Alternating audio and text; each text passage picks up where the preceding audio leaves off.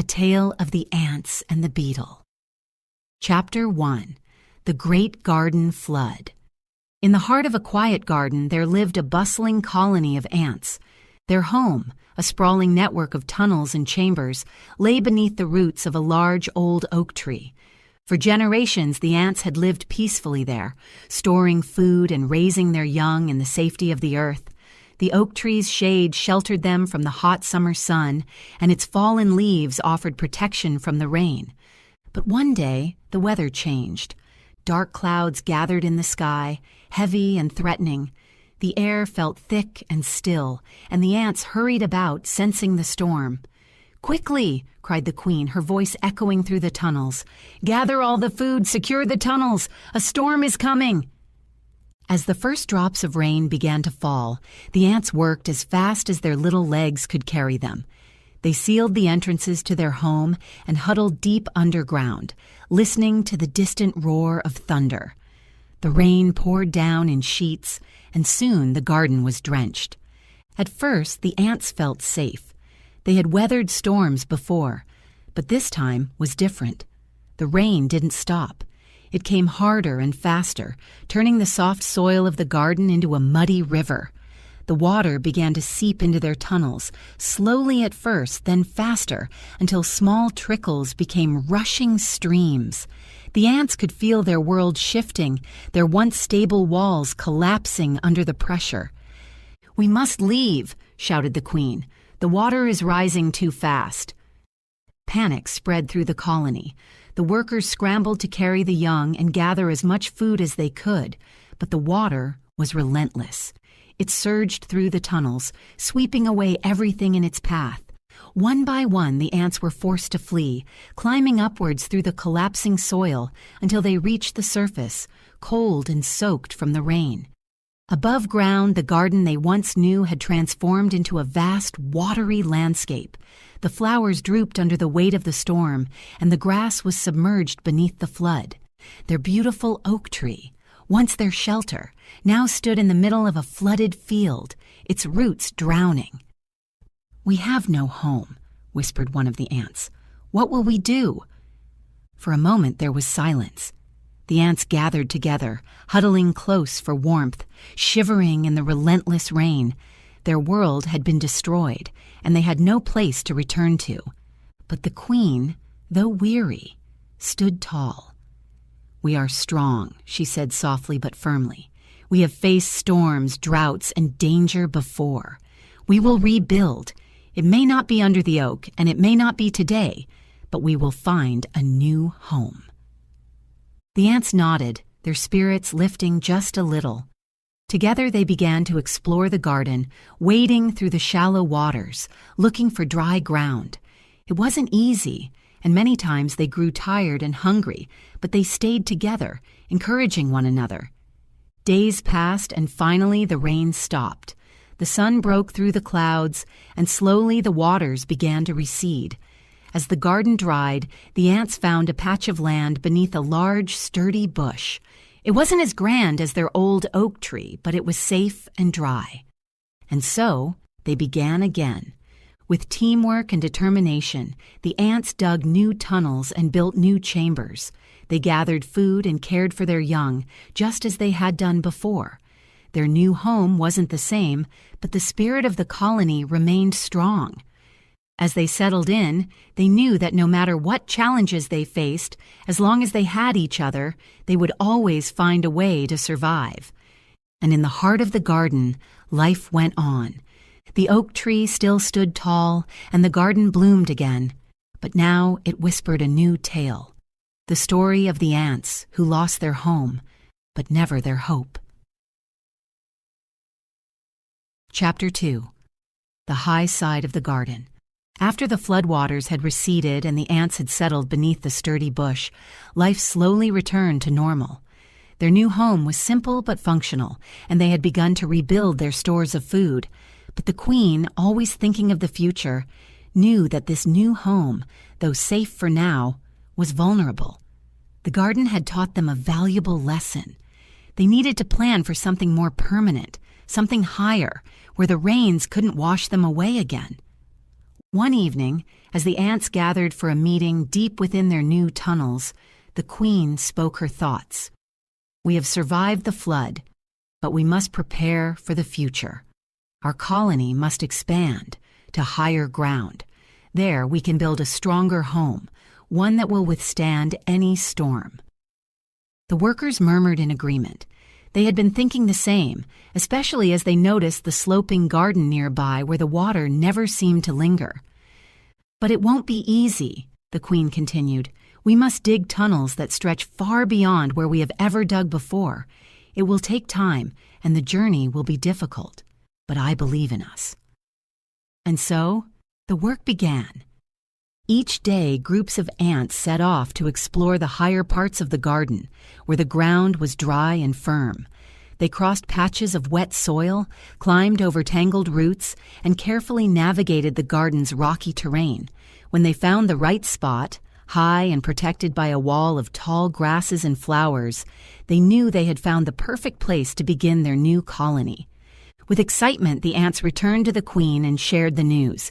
She was pleased, but she also knew the real challenge was just beginning. Over the next weeks, the ants worked tirelessly. They dug long, winding tunnels from their current home under the bush, slowly extending toward the higher ground. The tunnels had to be wide enough to carry food and eggs back and forth, yet sturdy enough to withstand any shifts in the soil. It was exhausting work, but the ants were determined. They took turns digging and moving soil, never losing sight of their goal. As the tunnel grew, so did their confidence. Every day they got a little closer to the high side of the garden. Along the way, they found hidden treasures, small seeds buried in the soil, tiny roots that could be chewed for food, and hidden pockets of space perfect for building new chambers. Weeks turned into months, and slowly the ants' new home began to take shape. At last, they broke through to the high ground, and the colony erupted in celebration. They had done it. Their tunnels now stretched from the lower garden to the upper garden, connecting their old home to their new, permanent one. The new chambers they built in the high ground were spacious and strong. The ground was firm and dry, far from any flood danger. The ants worked day and night to fortify the tunnels, making sure they could withstand anything nature threw at them. Above the new colony, the tall grasses provided shade and protection from predators, and the soft, rich soil allowed them to expand easily. But the ants didn't stop there. They knew that their strength lay in numbers and cooperation.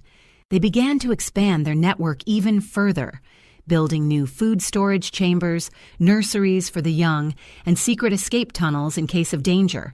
Their colony grew larger and more sophisticated than ever before. From the high side of the garden, the ants could look down on their old home by the oak tree and the lower bush. They remembered the flood and the struggles they had faced, but now they felt a deep sense of pride. They had not only survived, but had thrived. The colony was stronger than ever, and they had built a home that could last through any storm. The queen, standing at the entrance to the new chambers, looked out over her colony with pride. "We are not just survivors," she said, her voice strong and steady. "We are builders, creators, and protectors. This is our home now, and we will continue to grow and thrive." And so the ants lived, not just on the high side of the garden, but throughout it, spreading their tunnels far and wide. The garden had changed, but the ants had changed with it. Together, they had built something even greater than before, a home that reached high and deep, ready for whatever the future might bring. Chapter 3. The Hidden Food Source. Now that the ants had successfully expanded their colony to the high side of the garden, life had grown steady once again. Their tunnels were deep, their chambers spacious, and the high ground provided safety from floods. But as the days passed and the colony grew, the ants began to notice a new problem. Their food supplies were dwindling. The seeds and bits of leaves they had been gathering from the lower garden weren't enough to sustain their growing numbers. The workers, despite their tireless efforts, struggled to bring back enough food to feed the entire colony. The queen could see the concern in their eyes as they returned from their foraging trips with smaller and smaller loads. "We need a new source of food," the queen declared during a meeting. "Something larger and more reliable. Our survival depends on it." The workers agreed, and the queen sent out scouts to explore the far reaches of the garden, places they had never ventured before. For days the scouts searched, carefully navigating the tall grasses, damp leaves, and rocky terrain. But food was scarce, and many returned empty-handed. One day, a young scout named Mira, known for her sharp senses and quick legs, ventured further than any ant had gone before. She climbed to the very edge of the garden, where the ground turned rough and rocky, and the shadows of towering plants cast strange patterns across the soil. As Mira crept along a narrow path between two large rocks, she smelled something strange and sweet in the air. Her antennae twitched with curiosity. Carefully, Mira followed the scent. It led her to a small, hidden patch of plants that the ants had never noticed before.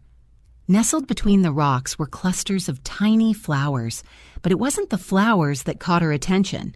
Beneath the blossoms were small, round pods, bursting open with a golden, sticky substance, nectar.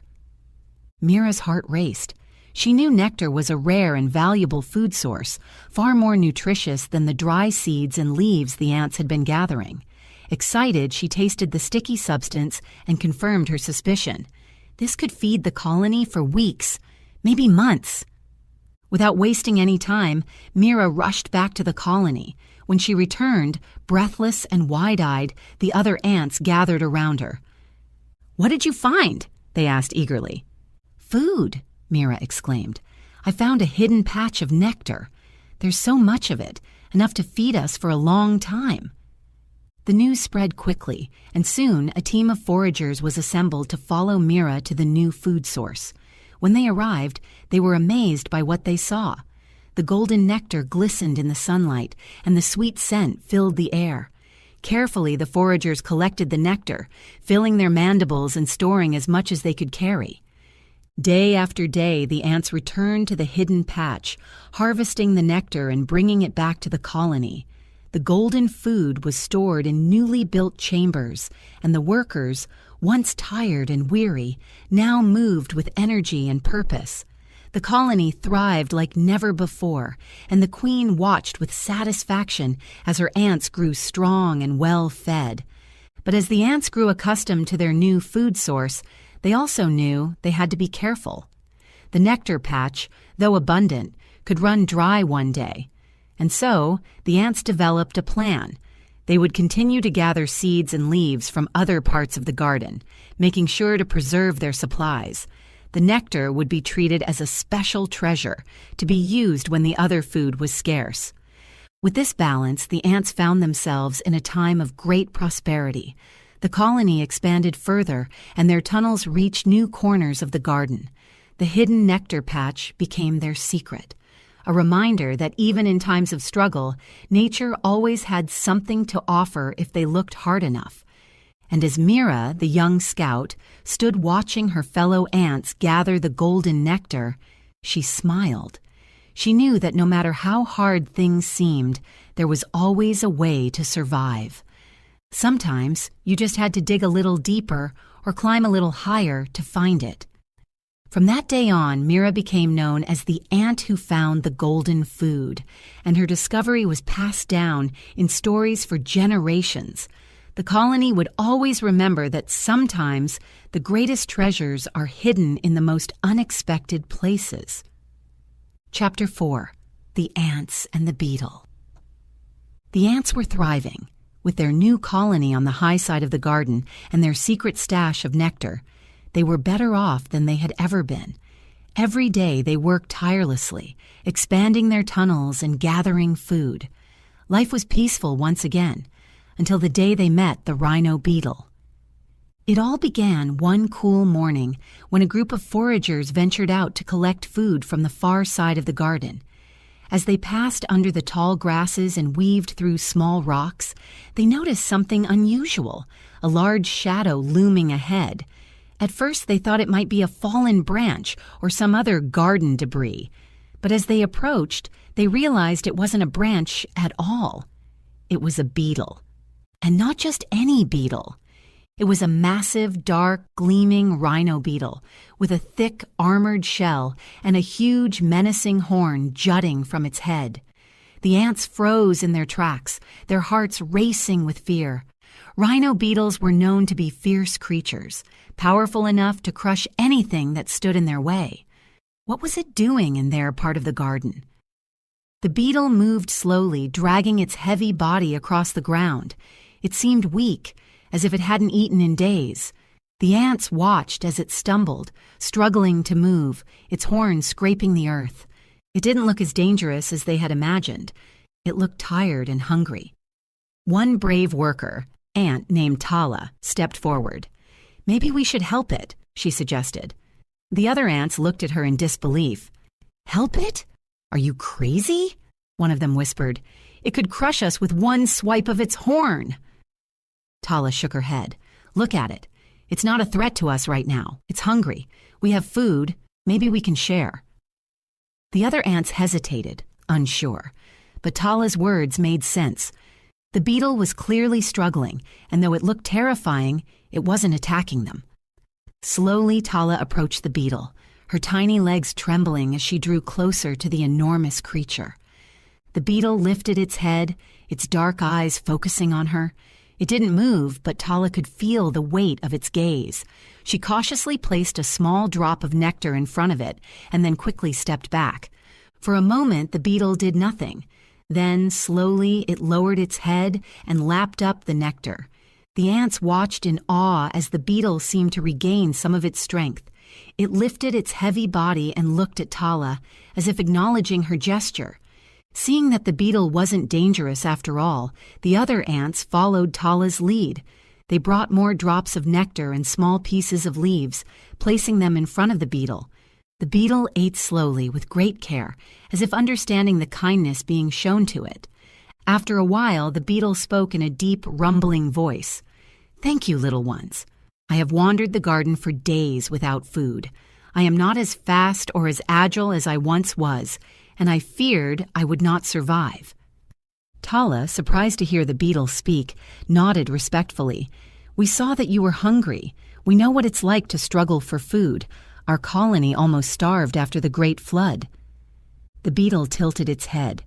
"I heard about the flood. Many creatures were lost. You ants are small, but you are strong and resourceful. I am grateful for your kindness." The other ants gathered around, their fear now replaced with curiosity. "What will you do now?" one of them asked. The beetle pondered for a moment. "I will rest. Perhaps I will find a new place to live, away from the busy parts of the garden, but I will not forget the kindness you have shown me." Tala smiled. "You don't have to leave. There is enough space in the high side of the garden. We have plenty of food to share, and our colony is strong. You can stay here if you like." The beetle seemed taken aback by the offer. "You would let a creature as large and frightening as me stay among you?" "Size doesn't matter," Tala said confidently. "We help those in need, no matter who they are." The beetle's eyes softened, and for the first time, it didn't seem so scary. "Thank you," it rumbled. "I would be honored to stay near such noble and kind creatures." From that day forward, the rhino beetle made its home near the ants' colony, in a quiet corner of the garden beneath a broad leaf. It moved slowly and carefully, never disturbing the ants as they worked. In return, the ants shared their food whenever the beetle needed it, and the beetle, though large and imposing, became a quiet guardian of the colony. Whenever other creatures wandered too close, the mere sight of the massive rhino beetle was enough to keep them at bay. The ants knew they had made a powerful ally, not just because of the beetle's size, but because of the bond they had formed. In the end, the ants learned that kindness could bridge even the greatest of differences, and sometimes even the scariest-looking creatures just needed a little help. The rhino beetle, once feared, became a beloved friend, and the ants, small but brave, proved that compassion was the greatest strength of all.